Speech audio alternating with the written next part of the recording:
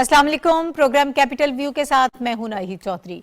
नाज़रीन, प्रोग्राम में आज हम सबसे पहले बात करेंगे पाकिस्तान में 1973 के आइन के हवाले से गोल्डन जुबली तकरीबात का आगाज़ हो चुका है और आज जो तकरीब हुई है अरकान पार्लियामेंट के हमरा स्पीकर कौमी असम्बली राजा परवेज़ अशरफ ने डी चौक इस्लामाबाद में 1973 के आइन की यादगार का संग बुनियाद रखा है और इसके अलावा बाग़ दस्तूर का पौधा भी आज लगाया गया है।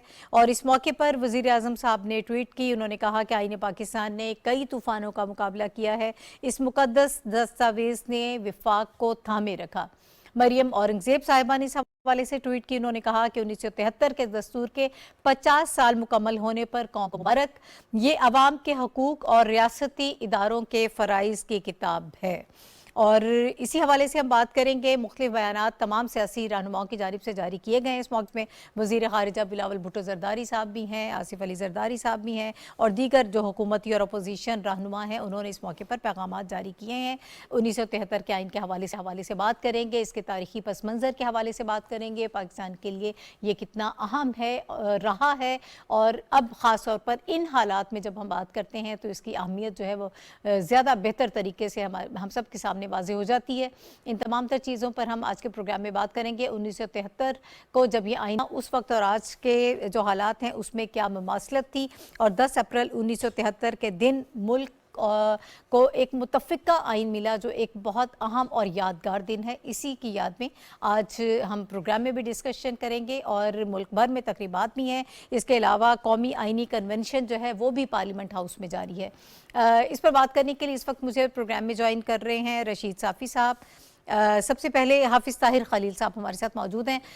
हाफिज़ साहब जो हैं वो सीनियर तजियाकार हैं, सीनियर सहाफ़ी हैं। सर आपका बहुत शुक्रिया हमें प्रोग्राम में वक्त देने के लिए। उनके साथ रशीद साफ़ी साहब तशरीफ़ रखते हैं। साफ़ी साहब भी सीनियर तजियाकार हैं, सीनियर सहाफ़ी हैं। सर आपका भी बहुत शुक्रिया हमें ज्वाइन करने के लिए। और इनके साथ हमायूं ख़ान साहब तशरीफ़ रखते हैं, आप भी सीनियर तजियाकार हैं। हमायूं साहब आपका भी बहुत शुक्रिया। मैं हाफिज़ साहब आपसे आगाज़ कर लेती हूँ। कुछ जैसे मैंने पहले कहा तारीख़ी पस मंज़र ज़रा हमें बताइएगा और 36 साल उससे पहले गुजरने के बावजूद एक आइन पाकिस्तान को क्यों ना मिल सका, ये भी एक अलग डिबेट है, थोड़ा सा उस पर भी बात कर लेते हैं। फिर 1973 के जो हालात थे और आज मौजूदा इस वक्त जिन हालात से हम गुजर रहे हैं, क्या मुमासलत आपको नज़र आती है? बहुत शुक्रिया नाहिद, ये बहुत अहम मौजू है और आज यकीनन अहले पाकिस्तान के लिए बड़ा खुशकुन लम्हा है कि हम कौमी दस्तूर की गोल्डन जुबली मना रहे हैं और पाकिस्तान का दस्तूर को बने हुए इस वक्त 50 साल आज के दिन मुकम्मल हो रहे हैं। नाहिद, बात यह है कि अगर हम थोड़ा सा इसका अगर इसका महदूद पस मंज़र देखें पाकिस्तान की आइनी हिस्ट्री के हवाले से, तो जिस तरह तहरीक पाकिस्तान की हिस्ट्री बड़ी ताबनाक है, इसी तरह दस्तूर पाकिस्तान में दस्तूर साजी की और पाकिस्तान की आइन साजी की जो तारीख़ हमें नज़र आती है वो इतनी ही करब खेज़ भी है। उसकी कई वजूहात हैं। उसकी सबसे बड़ी वजह यह है कि जब 1947 में मुमलिकत आज़ाद हुई, पाकिस्तान का क़याम वजूद में आया, तो ये जो कौमी असम्बली थी इसको दस्तूर साज असम्बली का नाम दिया गया और इसका प्राइम काम यही था कि वो दस्तूर जो है जल्द से जल्द मुकम्मल करके पाकिस्तानी कौम के हवाले करे।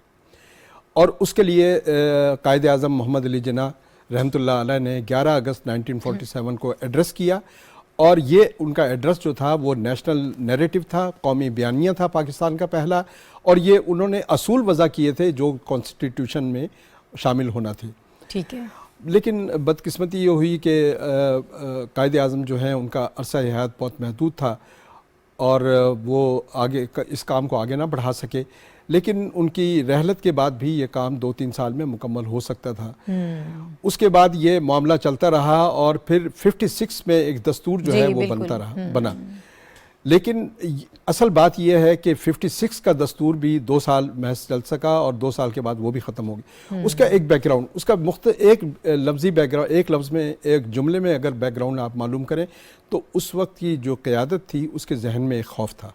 खौफ ये था कि उनके इख्तियारात को महदूद कर दिया जाएगा आइन के ज़रिए, इसलिए आइन साजी में वो ताख़ीर कर रहे थे और इसमें दानिस्तगी से ये काम हो रहा था और ये कहा, ये तासुर ये दिया जा रहा था कि वही बड़ा सियासतदान होगा जो आइन को लंबा खींच दे। اور یہی وجہ ہے کہ کوئی دستور جو ہے 56 والا بھی 2 سال نہ چل سکا. اور 62 تب کیا معاملات رہے؟ 62 میں جو ایوب خان جو دستور لے کے آئے جی وہ دستور تھا انڈائریکٹ الیکشن کا, اور اس میں پاکستان کی جو اشرافیہ تھی اس کو طاقتور بنایا گیا کیونکہ انڈائریکٹ.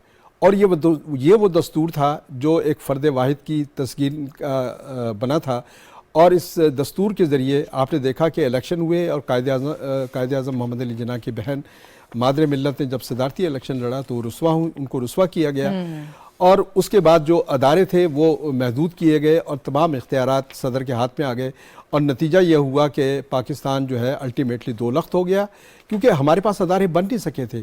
جو مشرقی پاکستان اور مغربی پاکستان کے درمیان ایک استحصال کا جو تاثر تھا وہ اتنا جاگزیں ہوا کہ پاکستان 2 لخت ہوا, اور یحییٰ خان نے 1958 کا دستور بھی ختم کر دیا. یہ پاکستان کی آئینی ہسٹری ہے, بڑی کربناک ہے, اور 36 سال جو ہے پاکستانی قوم کے ضائع کر دیے گئے. درست 73 میں جب ٹیک اوور کیا ہے ذوالفقار علی بھٹو صاحب نے, انہوں نے اپنی فرسٹ اسپیچ میں جو 20 دسمبر کو ہوئی تھی, 16 دسمبر کو وہ سقوط ہوا ہے اور 20 دسمبر کو انہوں نے پہلی تقریر میں ہی بتا دیا تھا کہ پاکستانی قوم کا مقدر جمہوریت ہے, اور جمہوریت کے لیے ہم آئین قوم کے حوالے کریں گے. یہ اس سے ایک امید بنی, اور اس کے بعد یہ کام شروع ہوا اور قومی اسمبلی بیٹھنا شروع ہوئی.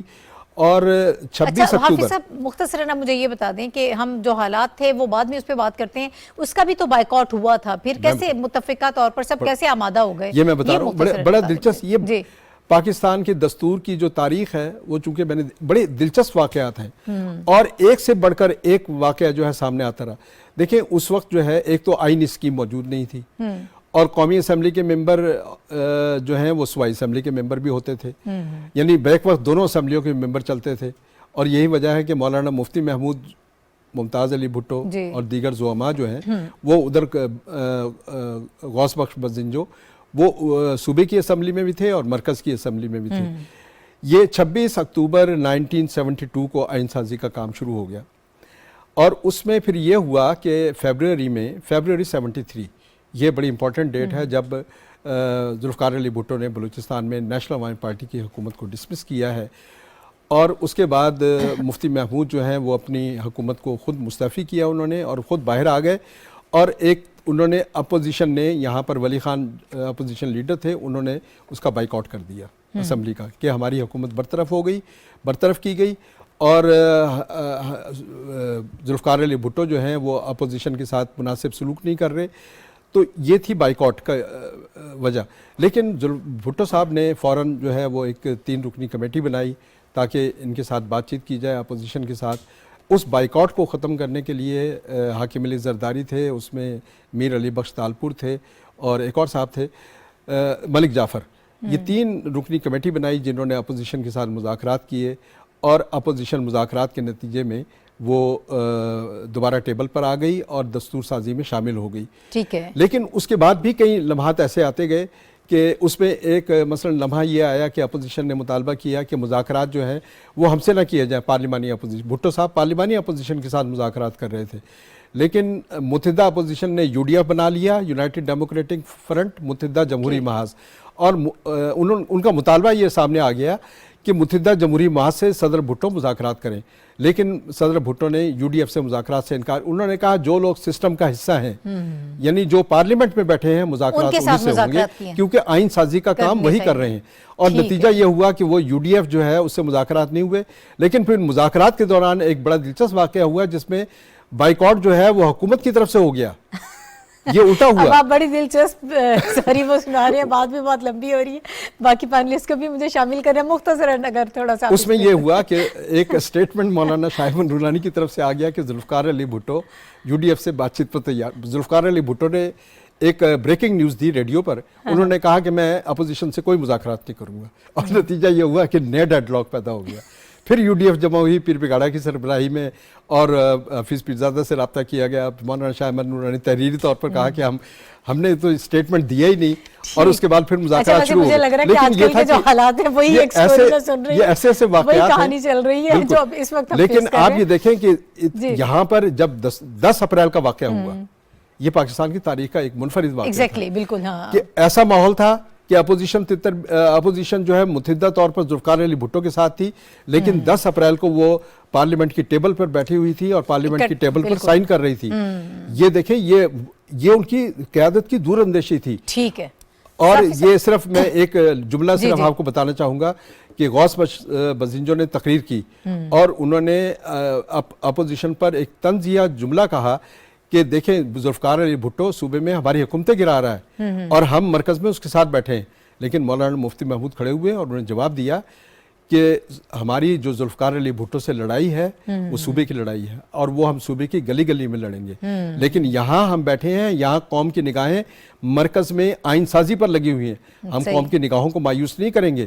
اور اس کے بعد تمام نے دستخط کیے، صرف 3 افراد نے نہیں کیے، وہ بعد میں بتایا جائے گا. چونکہ حافظ صاحب عینی شاہد ہیں اس لیے وہ ساری ڈیٹیلز اور جزیات میں جا رہے ہیں. اچھا صافی صاحب مجھے یہ بتائیے گا کہ جب یہ منظور ہوا، یہ 1973 کا آئین متفقہ طور پر 10 اپریل 1973 کو منظور ہوا، اس کے نتیجے میں پارلیمنٹ وجود میں آئی، سینٹ جو ہے پہلی دفعہ یہ ادارہ متعارف کرایا گیا، تمام صوبوں کو اس میں برابر نمائندگی دی گئی، تو کیا پھر ہم یہ کہہ سکتے ہیں کہ قائد اعظم محمد علی جناح کا جو ویژن تھا، علامہ اقبال کا جو ویژن تھا، جو ان کی سوچ تھی، ہمارا 1973 کا آئین اس کی عکاسی کر رہا ہے؟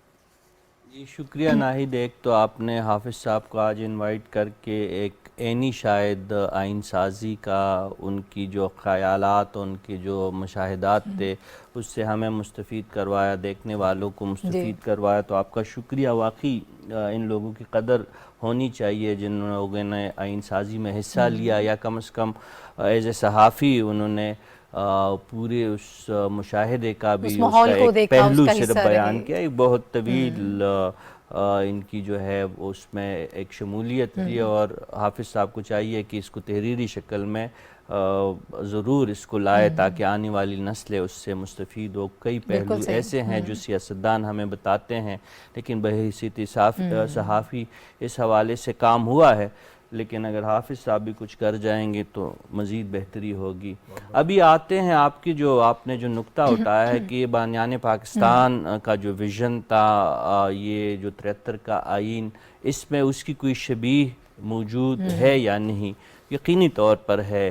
اس سے پہلے بھی پاکستان کو آئین دینے کی کوشش کی گئی تھی کچھ مختلف طریقوں سے. اگر ہم بات کریں 50 کی دہائی کی، پھر 66 میں جو کچھ ہوا، مارشل لا لگی، 58 میں مارشل لا لگا، پھر 66 میں جو حالات ملک کے ہوئے، مارشل لا نے دوبارہ ٹیک اوور کیا. اور 73 کے آئین کے بعد بھی جو آئین شکن قوتیں تھی وہ باز نہیں آئیں. 1973 کے واقعات ہمارے سامنے ہیں، اور اسی آئین ساز شخصیت کو جو ہے پھر عدالتی قوت کے ذریعے یا عدالتی فیصلے کے ذریعے رستے سے ہٹایا گیا. وہ بھی ہماری تاریخ کا ایک بدترین وہ ہے واقعہ ہے. اور اس کے بعد بھی اس آئین جس پہ آج ہم گولڈن جوبلی منا رہے ہیں اور قومی آئینی کنونشن منعقد کروا رہے ہیں، اور پوری سیاسی قیادت اس دن کو جو ہے ایک یادگار کے طور پر منا رہی ہے، اس کے بعد بھی یہ سلسلہ نہیں رکا ہے آئین شکنی کا. آئین سازی کا تذکرہ تو حافظ صاحب نے کیا، جو بہت اچھی بات ہے، لیکن ہمیں ان واقعات کو بھی نہیں بھولنا چاہیے جب آئین کے ساتھ کھلواڑ کیا گیا. آج بھی آصف زرداری صاحب تھوڑی دیر پہلے قومی آئینی کنونشن میں یہی بات تذکرہ کر رہے تھے کہ ٹھیک ہے بانیان پاکستان کی جو خواہش تھی اس کے مطابق قائد عوام ذوالفقار علی بھٹو اور ان کے ساتھیوں نے اور اس وقت کی سیاسی قیادت نے دور اندیشی کا مظاہرہ کرتے ہوئے آئین پاکستان تو مرتب کیا، لیکن متفقہ ہونے کے باوجود پھر بھی آئین شکن قوتیں جو تھی وہ باز نہیں آئی. اور اس آئین کے ساتھ اور اس آئین کو معطل کرنا، اس آئین کو توڑنے کا عمل جو تھا وہ رکا نہیں، جو تاحال جاری ہے بدقسمتی سے. میں 58 اور 66 کی بات نہیں کر رہا، 1977 کی بات کر رہا ہوں، 99 کی بات کر رہا ہوں. دور حاضر میں آپ دیکھیں نا آئین کے ساتھ کیا کچھ ہو رہا ہے. آج اگر آئین ہمارے ہاں موجود بھی ہے، لیکن یہ سوال اپنی جگہ پہ قابل غور ہے اور قابل توجہ ہے کہ اس آئین کے کتنے حصوں پہ عمل ہو رہا ہے، اس آئین کو روح کے مطابق، آئینی روح کے مطابق کتنا استعمال کیا جا رہا ہے۔ ہمارے جو آئینی ادارے ہیں جو اس آئین کے مرہون منت ہے، اس آئین نے اس وجود کو حقیقت میں بدلنے کا جو ہے سہرا جو ہے اس آئین کو جاتا ہے، وہ ادارے آج اس آئین کے ساتھ کیا کر رہے ہیں، یہ ایک بہت بڑا المیہ ہے۔ لیکن کم از کم سرکاری سطح پہ پہلی دفعہ یہ بات اکنالج کی جا رہی ہے کہ یہ جو دستاویز ہے، اگر اس کو ہم وقت دیں گے، اس کو اگر ہم اہمیت دیں گے، عزت دیں گے، احترام دیں گے، تو یہ ملک سلامت رہے گا۔ بالکل درست۔ اگر اس سے ہم انحراف کریں گے، شخصی طور پہ، سیاسی طور پہ، معاشرتی طور پہ یا ادارہ جاتی طور پہ، تو یہ ملک پھر خدا نخواستہ میری منہ میں خاک قائم نہیں رہے گا۔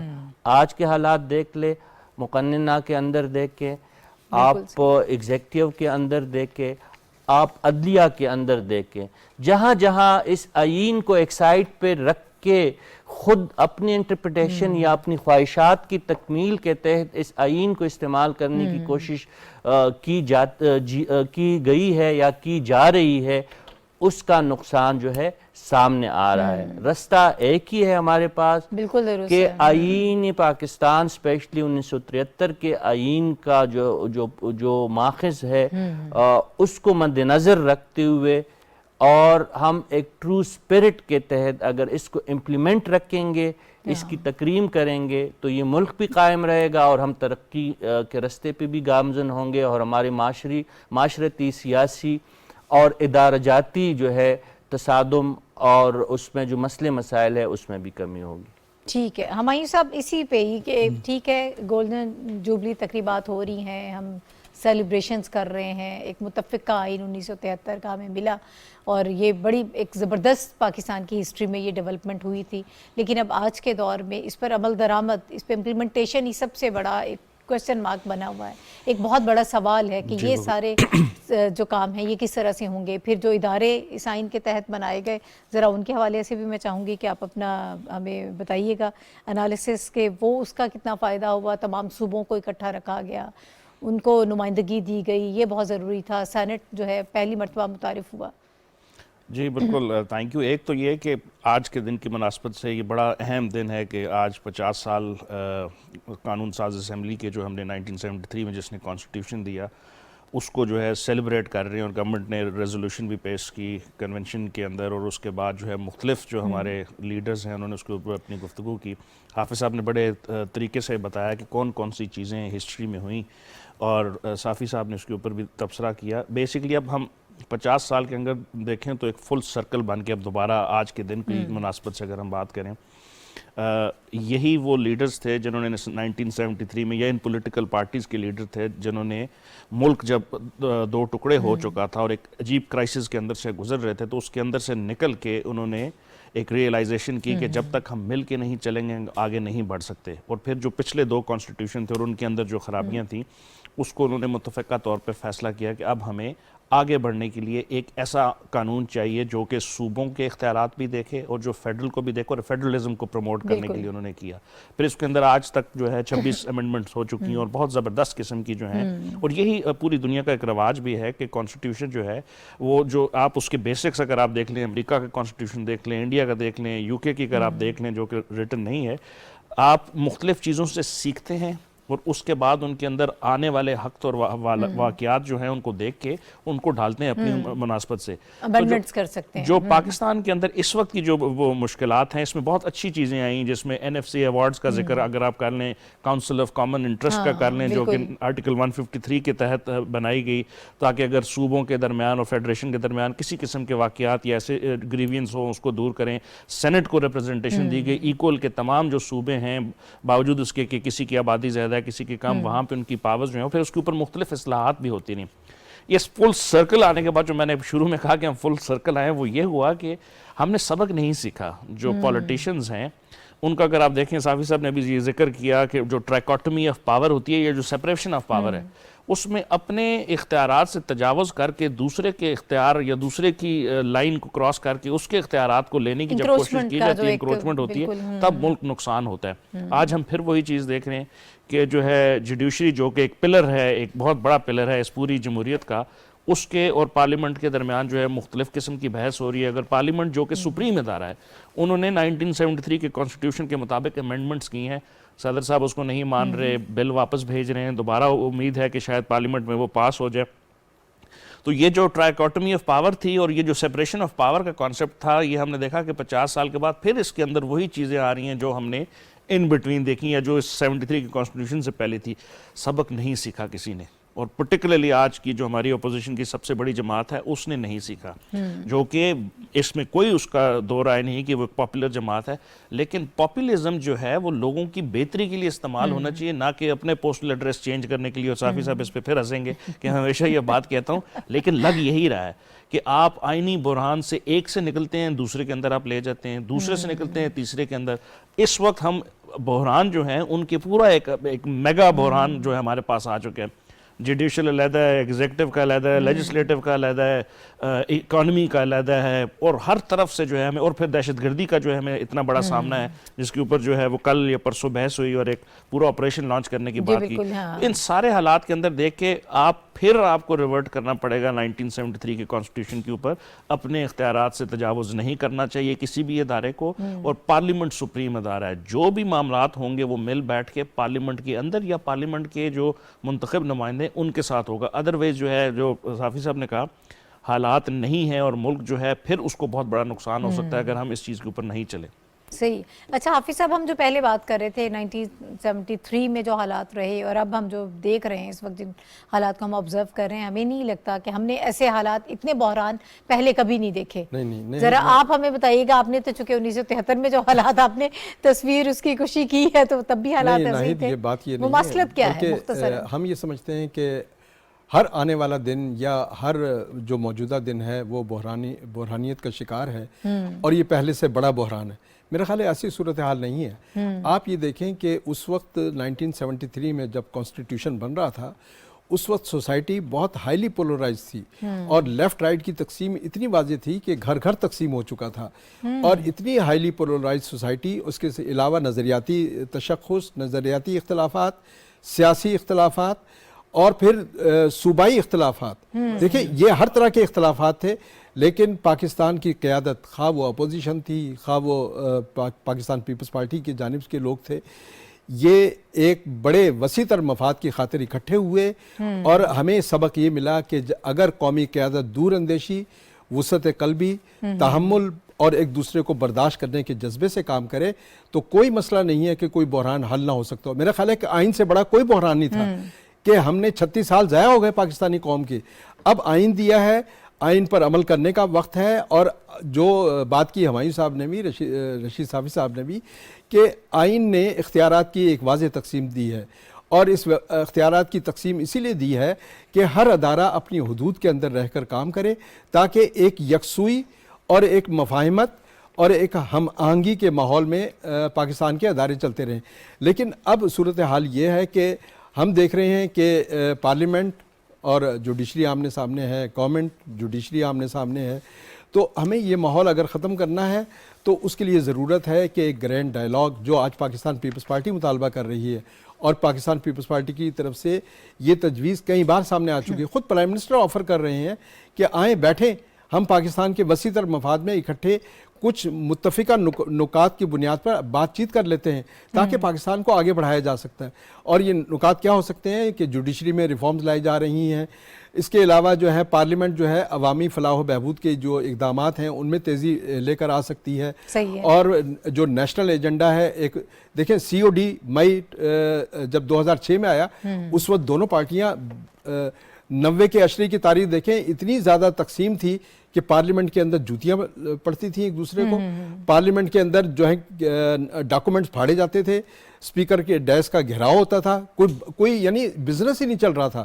اور ایون یہ ہے کہ وہاں پر پارلیمنٹ کے اندر اتنی مار پٹائی ایک دن ہوئی کہ ایم این ایس کے دانت تک ٹوٹ گئے تھے، ہاسپٹلائز ہوئے وہ. تو یہ وہ ماحول تھا.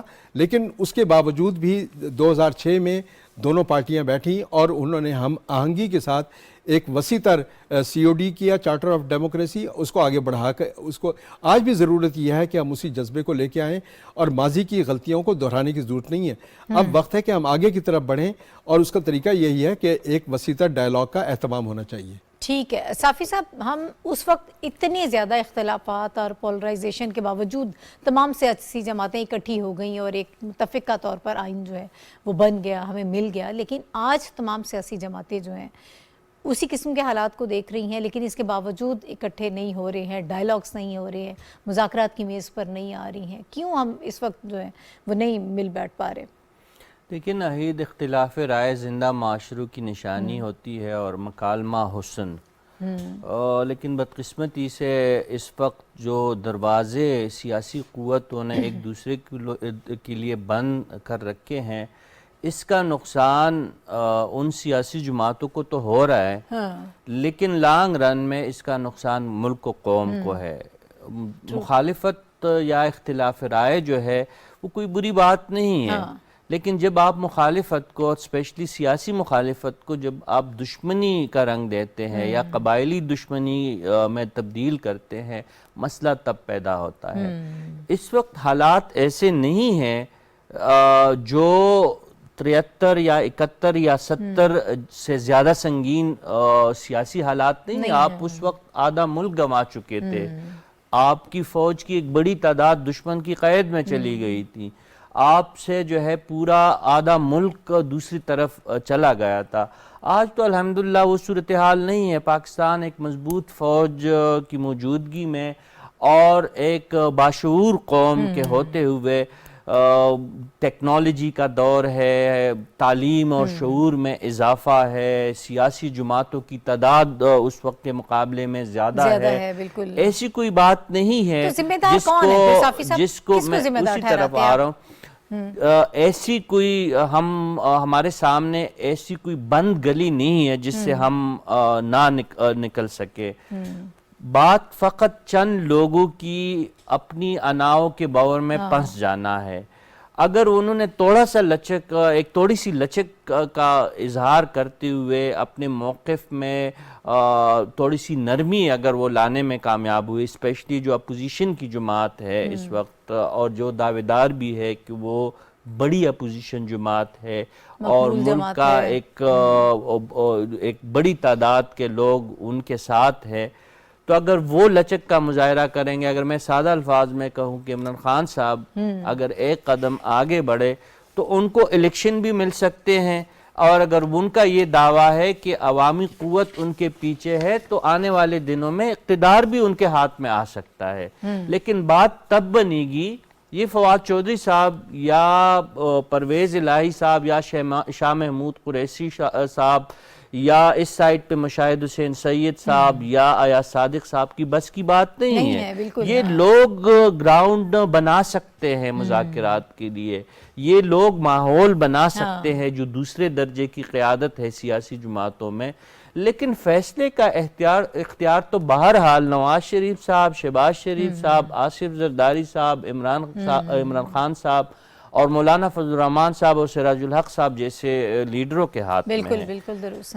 اس وقت مسئلہ تب حل ہوا جب بھٹو صاحب جو تھے وہ اعلیٰ قیادت کے ساتھ اپوزیشن کے اپنے مخالف، انتہائی مخالف، جو نظریاتی مخالف بھی تھے، جو سیاسی مخالف بھی تھے، ان کے ساتھ جب انہوں نے بیٹھنا گوارا کیا، ان کی بات کو وقت دی، ان کو اکاموڈیٹ کیا، ان کی تجاویز کو غور سے سنا، ان کو آئین کا حصہ بنایا، تو پھر بات بنی. پاکستان متفقہ آئین دینے میں بھی کامیاب ہوا اور ملک جو تھا ترقی کے رستے پہ بھی گامزن ہوا، اور وہی بھٹو تھے جن پہ الزام تھا کہ ان کے قیادت میں ملک جو ہے دو لخت ہوا، وہ چند ہی سالوں میں پاکستان کو ایٹمی قوت بنانے کی راہ پہ گامزن کر چکے تھے.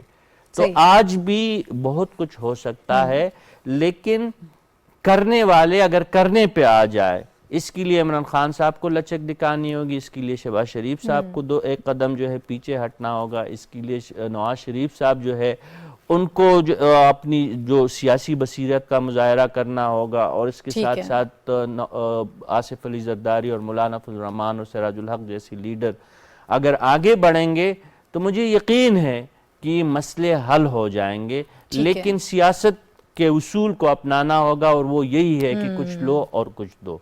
صحیح ہے. اچھا ہمایوں صاحب، اسی پہ میں آپ کا بھی پوائنٹ آف ویو چاہتی ہوں کہ کس طرح سے مل بیٹھے ہیں اور کیسے حالات بہتر کریں، سیاسی جو اصول جس کی بات کی ہے صافی صاحب نے کیسے اپنائیں. سیاست میں کہا جاتا ہے، بسمارک نے کہا تھا کہ politics is the art of possibilities. آپ کو کچھ نہ کچھ کر کے مل بیٹھ کے ملنا پڑے گا بات آگے بڑھانے کے لیے. لیکن میں تھوڑا سا یہاں پہ ڈیولز ایڈوکیٹ بنتا ہوں اور ابھی آپ کو یہ بتاتا ہوں کہ لگ نہیں رہا. اور اس کی ریزن بھی یہی ہے کہ جو پولیٹیشینز ہوتے ہیں، اگر تو وہ پاپولزم جس طرح آج کل پوری دنیا میں آ گیا، اور ان کے مختلف جو پاپولسٹ لیڈر ہیں ان کی آپ دیکھیں رویے اپنے مخالفین کے ساتھ یا جو اپنے اپوزیشن کے ہیں، وہ ریشنل نہیں ہے. وہ سمجھتے ہیں کہ چونکہ وہ ایک طاقت کے اس گھوڑے پہ ہیں اور تمام لوگ ان کو سپورٹ کر رہے ہیں، وہ ریشنل ڈیسیجن نہیں لیتے اور وہ پولیٹیکل ڈیسیجن نہیں ہوتے. ہم نے امریکہ کے اندر بھی دیکھا، صدر بھی رہے، دنیا کی سب سے بڑی سپر پاور رہی ہے ابھی بھی. پھر ہم نے پرائم منسٹر مودی کو دیکھا، مختلف قسم کی جو پالیسیز وہ اپنا رہے ہیں اپنے ہی ملک میں اور جو حرکتیں کر رہے ہیں. اسی سے اگر آپ سبق لیں تو یہ جو 50 سال کا پورا دور جس کے اوپر آج ہم بحث کر رہے ہیں، اور بلکہ خوشی کے موقع کے اوپر اس کو یاد کر رہے ہیں، یہ بار بار اس کی طرف دوبارہ اشارہ کر رہی ہے کہ ابھی حالات بہتر نہیں ہیں. لیکن ان حالات کو بہتر کرنے کی جن پولیٹیکل پارٹیز پہ، جن کیریکٹرز کے اوپر یا جن پولیٹیشین کے اوپر ذمہ داری ہے، اس میں جو سب سے بڑا رول جس کا ہے وہ اپوزیشن کا ہے. اپوزیشن اپنی 2 حکومتیں صوبوں کی چھوڑ کے وہاں پہ دوبارہ الیکشن کرانے کی ضد پہ جو ہے وہ اڑی ہوئی ہے. اپوزیشن وہی ہے جو چاہتی ہے کہ الیکشن جو ہیں وہ کسی وقت انسٹنٹلی ہو جائے، باوجود اس کے کہ اگر آپ کی اکنامک، پولیٹیکل، کلچرل ساری چیزیں جو ہیں وہ خراب ہوں. تو ان ساری چیزوں کے بعد جو ہے نا، مجھے لگ نہیں رہا کہ یہ معاملہ جو ہے سٹیل میٹ سے بڑھے گا. صافی صاحب نے کہا کہ ہم کسی جو ہے وہ اندھیری گلی میں نہیں ہیں. میرا خیال ہے ہم ایک ایسی جگہ پہ آ چکے ہیں جس میں جو ہے وہ جو سیپریشن آف پاور کا جو کانسیپٹ تھا، وہ ادارے چیلنج کر رہے ہیں ایک دوسرے کو، اور یہ ملک کی سالمیت کے لیے اچھا نہیں. اور جب یہ اس سے واپس آئیں گے اور ایک ایک قدم پیچھے جائیں گے تب ہم آگے بڑھ سکتے ہیں. اس پوزیشن سے ہم آگے نہیں بڑھ سکتے. ٹھیک ہے جی، آپ کچھ کہنا چاہ رہے ہیں؟ بات یہ ہے کہ ڈائلاگ جہاں پہ بھی ہوگا، لیکن اس کا ایک بہترین فورم جو ہے وہ پارلیمنٹ ہی ہے. آپ 73 کے کانسٹیٹیوشن کو دیکھیں، پارلیمنٹ کے ذریعے مذاکرات ہوئے، پارلیمانی پارٹیوں کے ذریعے مذاکرات ہوئے. 24 امینڈمنٹس انہوں نے پیش کی تھی اس ڈائلاگ میں، اور وہ 24 کی 24 جو ہے ذوالفقار علی بھٹو نے منظور کی. نئے ادارے بنے، اداروں کو استحکام ملا، جس میں فلور کراسنگ پہ پابندی. دیکھیں یہ ایک پرنسپل سٹینڈ تھا ان کا کہ پولیٹیکل پارٹیز کو مستحکم ہونا چاہیے، اسی لیے فلور کراسنگ پر پابندی جو ذوالفقار علی بھٹو نے عائد کی تھی اس کو برقرار رکھا گیا. اس کے علاوہ پھر یہ تھا کہ عدم اعتماد تحریک، اس کو برقرار رکھا. یہ اداروں کی استحکام کی بات ہے اور اس میں گیو اینڈ ٹیک ہوتا ہے. آج کی جو اپوزیشن ہے تحریک انصاف کو یقیناً ڈائلاگ کی طرف بڑھنا پڑے گا. اس کے علاوہ کوئی راستہ نہیں ہے ڈائلاگ کے علاوہ، اور ڈائلاگ کو بڑھنے کے لیے مائنڈ سیٹ تبدیل کرنا ہوگا. اس میں کوئی دو رائے نہیں ہے حافظ صاحب کہ جب تک ڈائلاگ نہیں ہوگا، نہیں مل بیٹھیں گے، تب تک معاملات جو ہیں وہ بہتر نہیں ہوں گے. آگے آپ کس طرح سے جائیں گے؟ پھر تو بندگلی ہی ہے نا. ناظرین، 1973 کے آئین کے حوالے سے ہم بات کر رہے ہیں کہ 50 سالہ تقریبات، اور اس کا کریڈٹ جو ہے ظاہر ہے کہ ذوالفقار علی بھٹو صاحب کو جاتا ہے کہ پاکستان کو ایک متفقہ آئین انہوں نے دیا. اس کے ساتھ ساتھ ایک اور بھی اہم خبر ہے جس پر ہم بات کر رہے ہیں کہ اس وقت جو موجودہ حکومت ہے، پی ڈی ایم کی حکومت اور باقی جو سیاسی جماعتیں ہیں، جو اتحادی جماعتیں ہیں، ان کی حکومت کو بھی 1 سال ہو چکا ہے.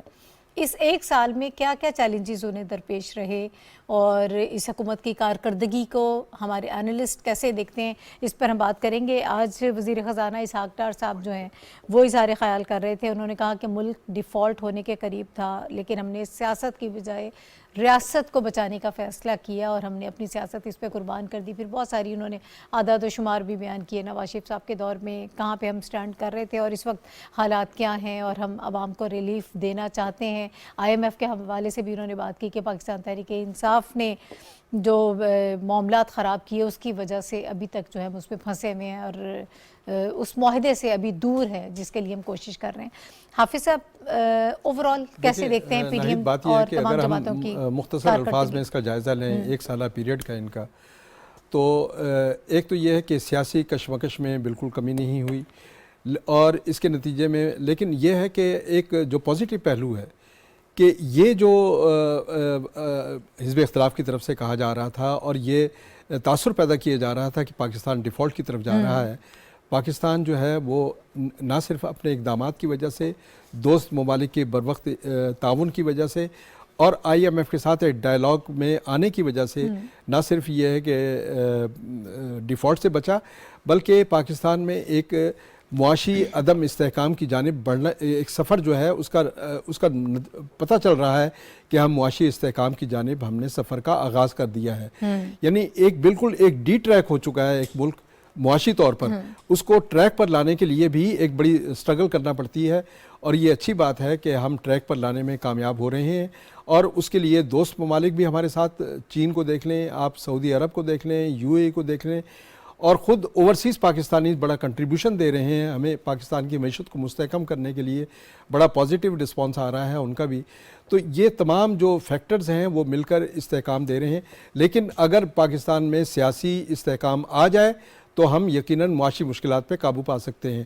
اور اس کے علاوہ اگر آپ دیکھیں ایک سال کے پیریڈ کے اندر جو سیاسی کشمکش بڑھی ہے اس کی وجہ سے اداروں کے اندر فاصلے بھی بڑھتے گئے ہیں اور کچھ ایسے فیصلے عدالتوں کی جانب سے آتے رہے ہیں جس کی وجہ سے ایک کشیدگی کا ماحول جو ہے وہ بڑھتا گیا ہے.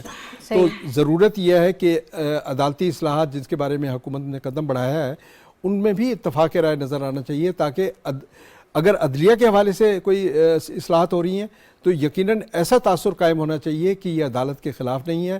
آج جس طرح سے الیکشن کمیشن کو مستحکم کرنے کے حوالے سے بات ہو رئی ہے کہ الیکشن کمیشن کو الیکشن ڈیٹ کا حق ملنا چاہیے، تو میرا خیال ہے یہ بہتر سمت میں قدم ہے. اس سے بڑا کنفیوژن دور ہوگا کہ الیکشن ڈیٹ گورنر کہہ رہے ہیں جی میں دوں گا، صوبائی حکومتیں کہہ رہے ہیں ہم سے مشورہ ہونا چاہیے، صدر صاحب کہہ رہے ہیں میری طرف سے آنا چاہیے. تو یہ اگر قانونی راستے پہ ہم چلیں تو اس طرح کی جو عدالتی اصلاحات ہیں یا قانونی اصلاحات ہیں ان کے پازیٹیو امپیکٹ بھی ہو سکتا ہے. ٹھیک ہے، اب وقت تھوڑا کم ہے. صافی صاحب ایک تو اوورال ظاہر ہے کہ ایک سال کی کارکردگی کو آپ کیسے دیکھتے ہیں؟ پھر کچھ لوگ یہ بھی کہتے ہیں کہ جیسے آج اسحاق ڈار صاحب نے کہا کہ ہم نے سیاست نہیں بچائی، ریاست کو بچانے کا فیصلہ کیا، تو واقعی سیاست کو نقصان تو پہنچا ہے اور خاص طور پر نون لیگ کی سیاست کو قربانی انہوں نے یہ دی ہے. اور ایک خارجہ پالیسی کے فرنٹ پہ میں چاہوں گی کہ آپ بات کیجیے گا کہ آج ہم کہاں سٹینڈ کر رہے ہیں ایک سال کا سفر اگر ہم دیکھتے ہیں. دیکھیے 9 اپریل 2022 اور 9 اپریل 2023 کے بیچ میں واقعی اگر کچھ ہوا ہے تو وہ یہی، پہلے میں اپوزیشن کی بات کر لوں کہ عمران خان صاحب نے اس میں گوایا تو کچھ نہیں، انہوں نے سیاست کمائی ہے. ان سے کوئی یہ نہیں پوچھ رہا کہ جو آپ کے 4.25 سال وفاق اور کوئی 10 سال لگ بھگ خیبر پختونخوا میں جو حکومت تھی اس میں آپ نے کیا ڈیلیور کیا، عوام کی کیا خدمت کی. تو ان ایک سال میں انہوں نے یہ جو باقی کبھی سائفر سے کہانی سٹارٹ کر کے اور وہ ابھی ہوتے ہوئی وہ لندن پلین تک وہ کہانی پہنچی اور کبھی اس میں حسین حقانی آ جاتے ہیں اور کبھی نقوی آ جاتے ہیں. ڈونلڈ سے جو کہانی شروع تھی وہ اب جا کے یہاں پہ رک گئی کہ وہ باجوہ پہ ان کا تان ٹوٹا ہے.